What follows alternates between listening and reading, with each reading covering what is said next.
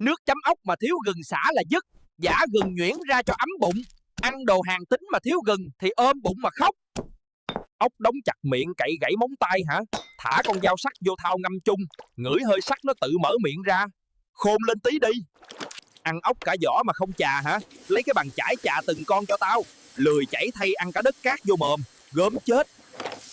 Tay dính nhớt rửa xà bông không hết. Chà tay với chút đường cát hoặc bã cà phê. Ma sát nó mới sạch. Bớt giản dị đi. Luộc ốc tới Tết nó dai như cao su. Sôi 2 tới 3 phút là tắt bếp ngay. Ốc bung vẩy là ăn được rồi. Dai nhách ai mà nhai nổi.